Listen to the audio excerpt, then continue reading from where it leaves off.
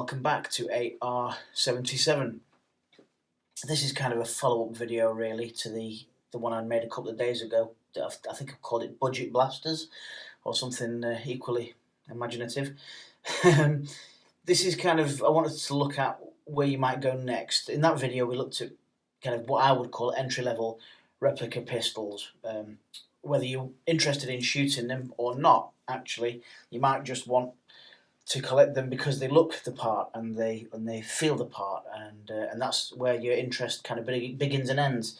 Or it might be that you're into air rifles and you want something that's just looks a bit more like a real world pistol, or it might be that you're wanting some sort of training tool or whatever. But for whatever reason, you get into it, into air pistol buying, or in this case specifically replica air pistol buying, whatever that reason might be.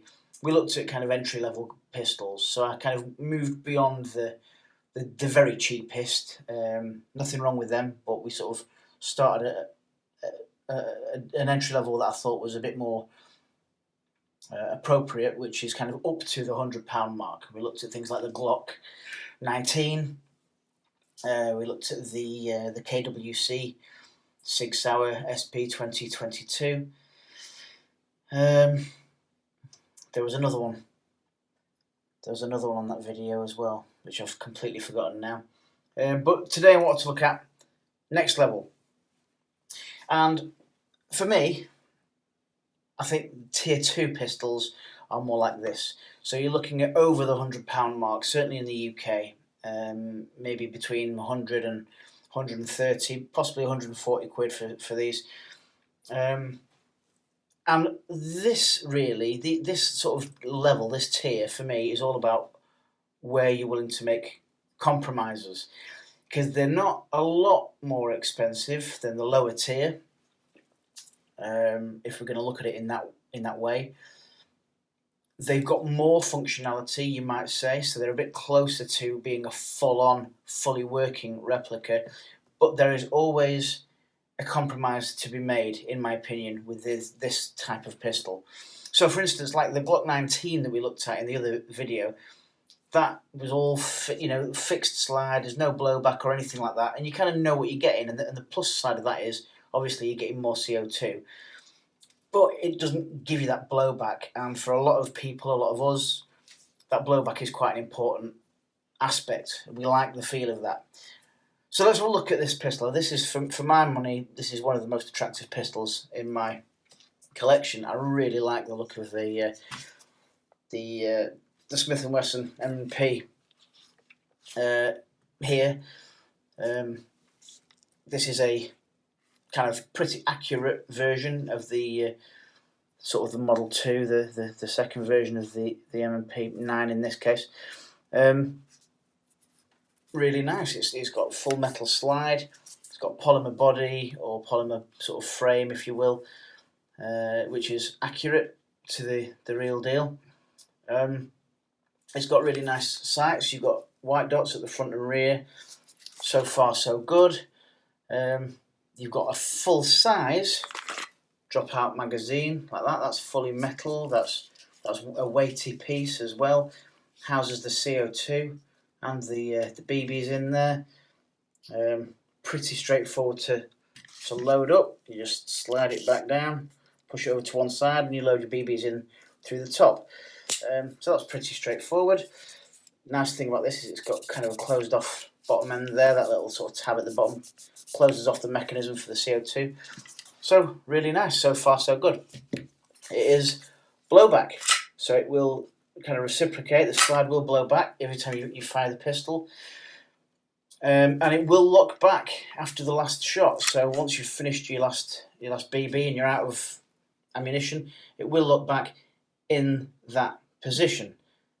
Now that's not the kind of the full, real lock that you would get on the real firearm, but it's almost there. You get a sense that it's kind of like the real thing. So what are the compromises with this pistol? Well, there's that. It doesn't blow back fully all the way. That's not really a massive compromise. There's other things that make it not quite realistic. It's a kind of a cut out slide, but kind of not fully cut out. There's all this gubbins going on there. And there's this safety here, which isn't accurate to the real thing. Having said that, it's nicely branded. It's got the Smith & Wesson stuff there. It's got all your Smith & Wesson kind of logos. It's quite accurately drawn out. Really nice pistol. So it blows back. It's built accurately. It looks almost like the real thing. That's a really nice pistol. Pop that in there. Everything works here for the most part. You've got your slide catch release. You've got your working kind of trigger safety there. So if you just without that engaged, the trigger won't go back. But with it engaged, you can fire. It will fire in single and double action, this pistol. So you can either cock it and then you get an action which is a bit more generous, and then click, or you can pull it all the way back like that. Decent grips, like I said, nice bit of magazine. The only thing, the biggest issue I think for me is with this one, there's quite a bit of, it won't do it now, there you go. It feels like a bit of a wiggle. Feels a bit rattly when I do that. Now I don't often do that, I don't walk around doing that, but sometimes when you're shooting it, it does just remind you that actually this slide, although it's metal, is a little bit flimsier than it perhaps could be, or the tolerances aren't quite as tight as they could be. I don't get that issue on the second pistol I'm going to show you today, which is, you could say, a brother from another mother to the Smith & Wesson there. This is the HK VP9, and to all intents and purposes I think it's pretty much the same pistol. Works differently. You've still got your working trigger safety. You've still got your working slide catch release.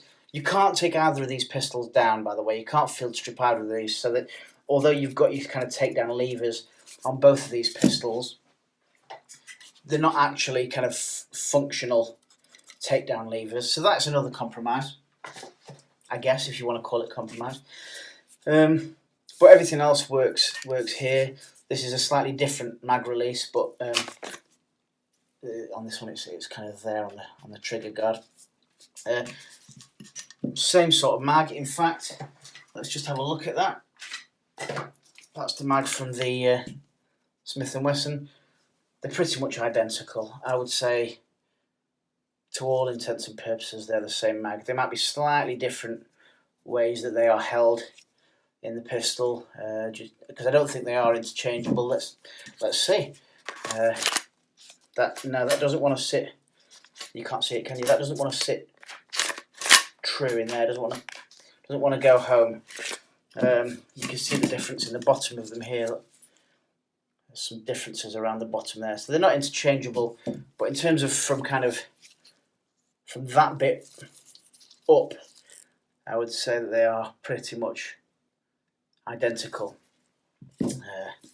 Which one went where? That one went there. Okay. VP9, very nice looking pistol.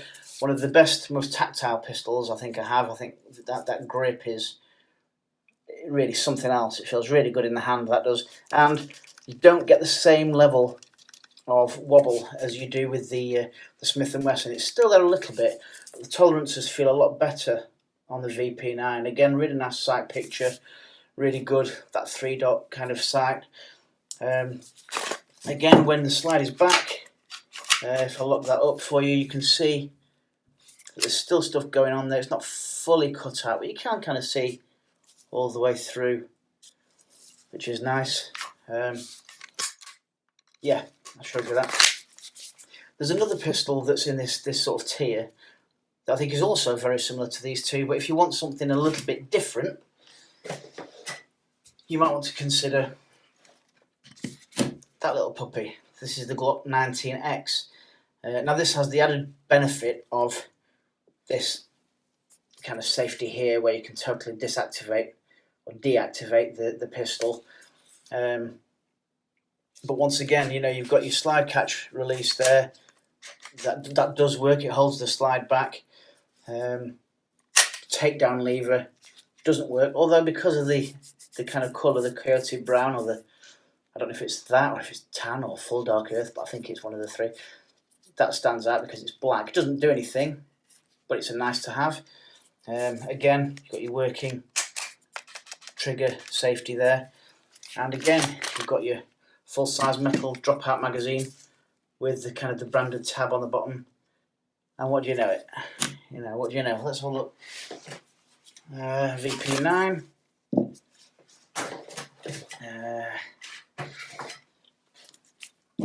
MP.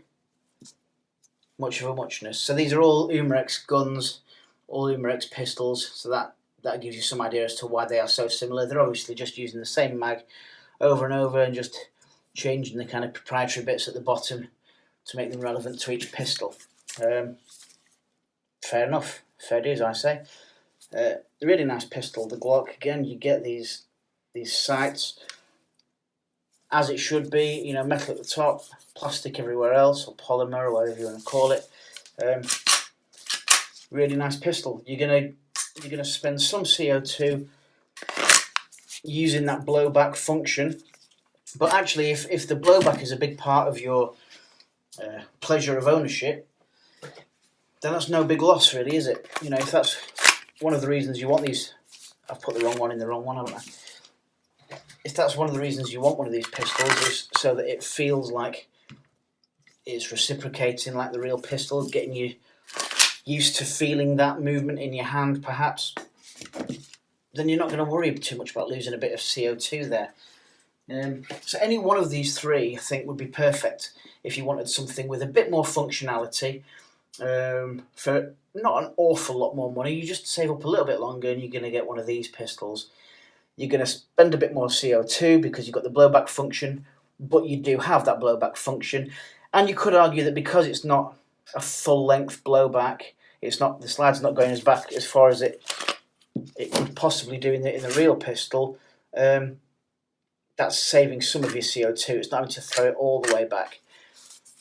The other thing to remember, of course, is because these slides are not heavy metal,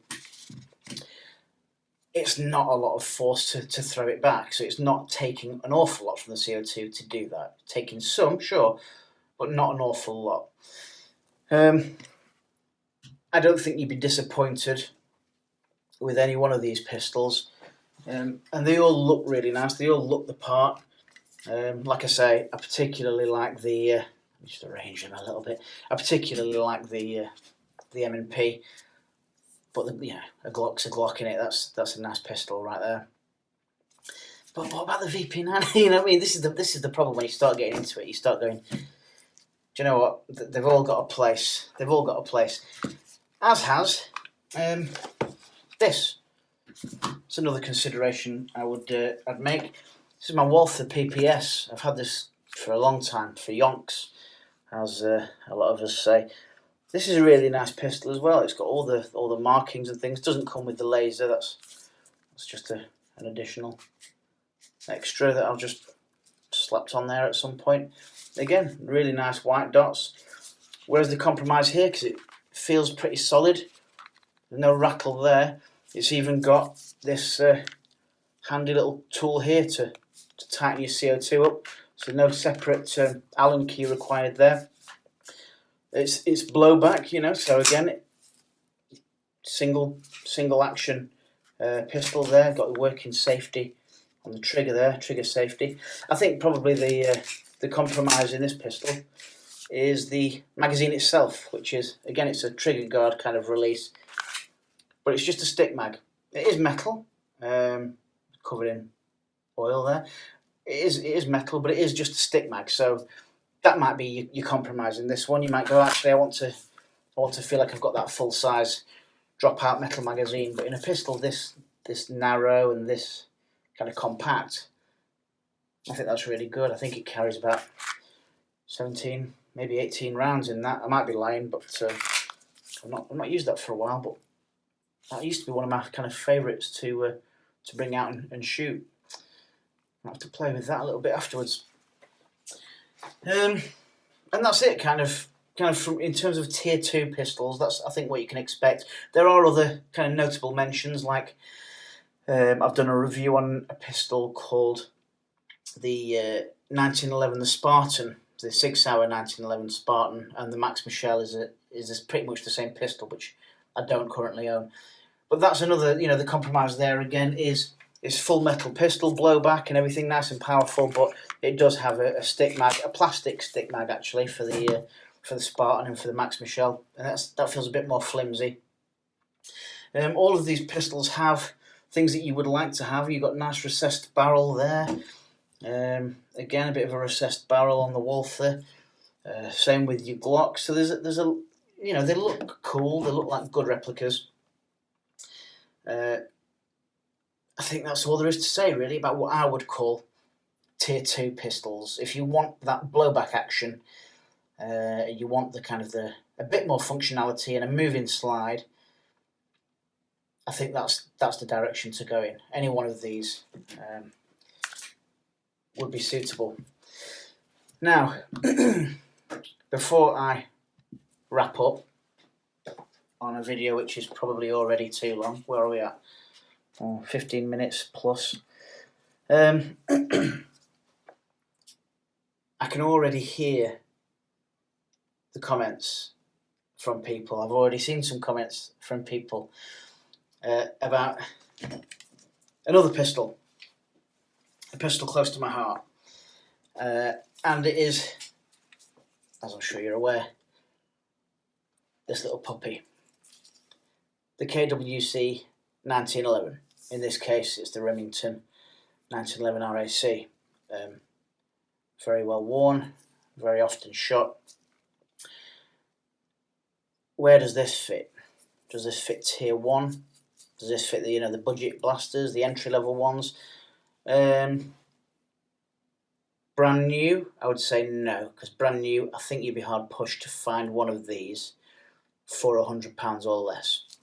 Even the most basic, and I would say that this is the most basic of this type of pistol, of the KWC made 1911. So it doesn't fit in the sort of entry level ones necessarily. Does it fit in tier 2? Yes, absolutely fits in tier 2. This is full metal because 1911s are full metal. You've got your dropout metal magazine there. Let's not talk about that, shall we? You've got working hammer, your grip safety works, your safety works there. You can rack the slide. It will lock back after your last shot. Full metal, full weight, beautiful pistol. Does it fit in tier 2? Of course it does. Even if you can't get the magazine back in. Yeah, that fits in tier 2. The reason I'm not really featuring this with these other dudes here is because I think this also should feature in the top tier, which I'll make another video about very soon. For now, let's leave it there, shall we? The choice is yours. Yeah, I'll speak to you soon about more things relating to air pistols, and in particular replica air pistols. So always stay safe, take care, all the best, bye.